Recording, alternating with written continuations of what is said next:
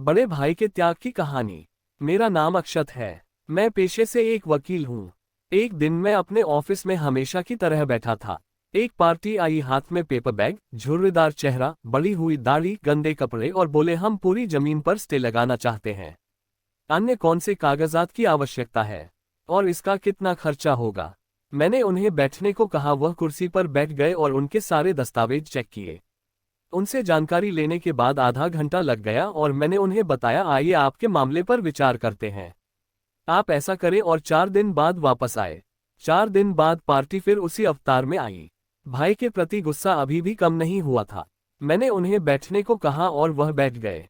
फिर मैंने बात शुरू की, मैंने आपके दस्तावेज देखे, आप दोनों भाई और एक बहन, आपके माता पिता आपके बचपन में ही चले गए थे।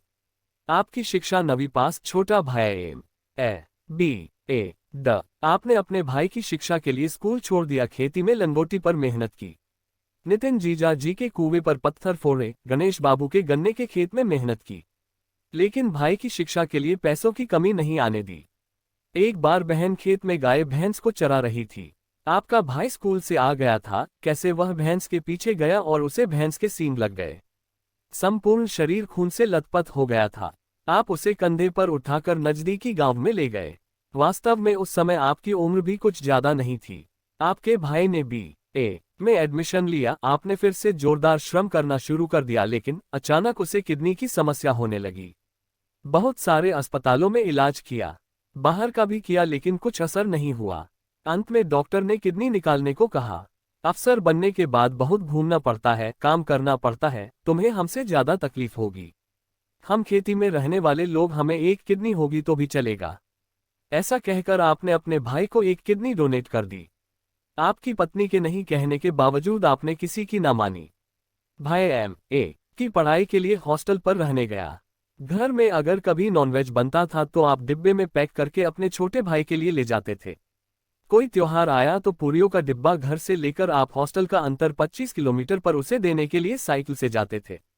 उसके बाद जब छोटे भाई को नौकरी लगी तो आपने गांव में मिठाई बंटवाई। 3 साल पहले उसकी शादी हुई थी। भाई को नौकरी मिल गई, भाई की शादी हो गई, अब तुम पत्नी बच्चों के साथ सुखी रहोगे, लेकिन हुआ उल्टा ही।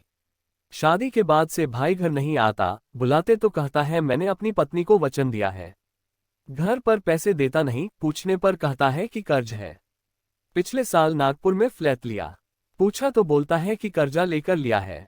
सब कुछ कहने के बाद में थोड़ी देर रुका और फिर कहा, अब आपका कहना है कि उसने अपनी कमाई का लिया हुआ उस पर स्टे लगाना है। उसने जल्दी से कहा, हाँ बराबर। तभी मैंने कहा, स्टे लागू किया जा सकता है। भाई द्वारा खरीदी गई आय का हिस्सा भी आपको मिलेगा, पर आपके द्वारा दान की गई किडनी वापस नहीं की जाएगी। आपने उसके लिए जो जीवन बिताया वह आपको कभी वापस नहीं मिलेगा, और मुझे लगता है कि इन बातों के आगे उसने जो प्लेट खरीदा है उसका मूल्य शून्य है। वकील की यह सब बातें सुनकर उसका मन बदल गया। तभी वकील ने उसे कहा, आप उसके तरह मत बनो। वह भिखारी निकला और आप दिलदार थे और दिलदार ही रहिए। देखना आपको किसी भी चीज की कोई कमी नहीं होगी। उल्टा मैं कहूंगा कि पितरी आय में जो आपको हिस्सा मिला उतना ही रखो, उसका हिस्सा वैसे ही पड़े रहने दो। कोर्ट कचहरी करने के बजाय अपने बच्चों को शिक्षित करो। ये सब बातें सुनकर उस वृद्ध पार्टी ने 10 मिनट तक सोचा। सारे कागज बैग में रख लिए। अपनी आंखें पोंछते हुए वह बोला, चलता हूँ साहब। इस बात को 5 साल हो गए। एक दिन वह पार्टी अचानक ऑफिस आ गई। साथ में एक गोरा चिट्टा लड़का, हाथ में बैग था। मैंने कहा उन्हें बैठने को।